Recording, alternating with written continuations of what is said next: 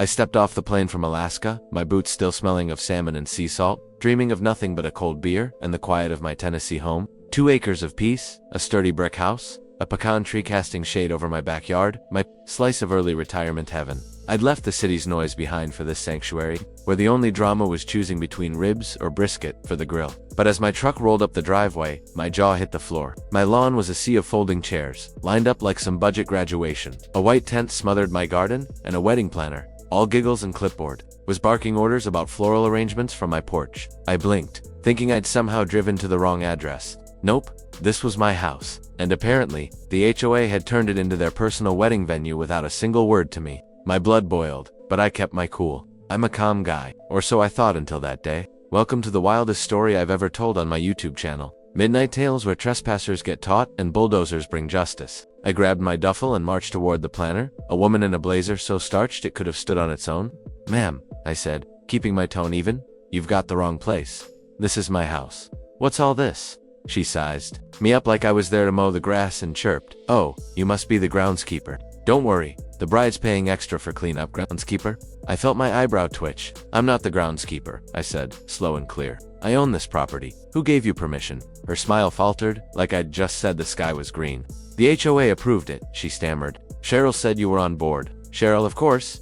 The HOA president, neighborhood dictator, and self-crowned queen of the cul-de-sac. You know, the type, hair sprayed into a helmet, fake pearls choking her neck, always clutching a clipboard like it held the secrets to eternal youth. Since I moved in, she'd been the bane of my existence, nitpicking grass height, citing phantom bylaws, even whining about my neighbor's unapproved birdhouse. But this was war. I stormed off, dialing Cheryl's number. She picked up, her voice dripping with fake sugar, like she'd been waiting for me. "Oh, hi Daniel, glad you're back." I meant to email. I cut her off. "Why's there a wedding in my yard?" Silence, then a syrupy sigh.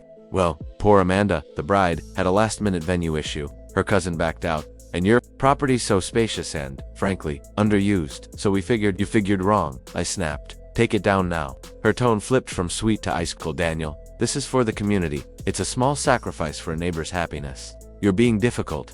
"Difficult?" I hung up, my pulse hammering. I walked back to the house, noticing my patio door was unlocked. Inside, I nearly tripped over a cooler of bottled water and a stack of wedding programs with my address printed on them. Strangers had been in my home, rearranging furniture, popping champagne in my kitchen. I gave them 1 hour to clear out. The planner panicked, called Cheryl, and soon enough, the queen herself arrived with 2 HOA board members, arms folded, ready to guilt-trip me. "Think of Amanda," Cheryl said, her voice thick with fake pity. "She's dreamed of this day her whole life." I crossed my arms. "I've dreamed of peace and quiet. Dreams don't trump trespassing laws." They didn't budge. "Big mistake." I called my lawyer, Jim, an ex-Marine who lives off-grid most of the year and treats his phone like it's radioactive. But when he answers, mountains move. He pulled up the HOA's charter and, surprise, they had zero authority to commandeer private property for events. What they'd done wasn't just shady, it was civil trespassing. Within an hour, Jim drafted a cease and desist letter. I printed copies and handed them to every vendor I could find, caterers, florists, the DJ, setting up speakers on my lawn. Cheryl scoffed, telling them, "He's bluffing." "Oh Cheryl, I don't bluff." I'd been planning to renovate my patio next spring anyway, but this called for something bigger, something louder. I called a demolition crew, booked them for 6 a.m. the next morning, and greenlit a full teardown of the patio, garden, and anything else in the way of my new dream. A pool, permits. Check. Plans. Check. Right to wreck my own property. The next morning, as the sun peeked over the horizon, 3 bulldozers and a concrete saw roared into my yard. You've never seen hungover wedding guests move faster, leaping from lawn chairs like they'd been electrocuted. The bride, Amanda, was sobbing in her tiara. The groom was yelling, red-faced, about lawsuits. Cheryl showed up in a bathrobe, screeching about ruining the most important day of Amanda's life. I sipped my coffee on the porch, gave a little wave and said, "I told y'all to leave. Now you've got a front row seat to heavy machinery." By noon, my lawn was a crater. By evening, the tent was gone, the flowers wilted, and the bride's family was filing complaints that went nowhere. I wasn't breaking any laws, they were, and I wasn't done. My security cameras had caught it all. Strangers waltzing into my house, moving my furniture, raiding my kitchen. I edited the footage into a video, slapped on the caption, "HOA breaks into private property for unauthorized wedding guests who's getting sued," and uploaded it to MidnightTales, my YouTube channel. It exploded. Turns out people hate HOAs. The video racked up views faster than a cat meme, and soon, news crews were calling. I gave interviews, barely needing to spice up the story. The truth was wild enough.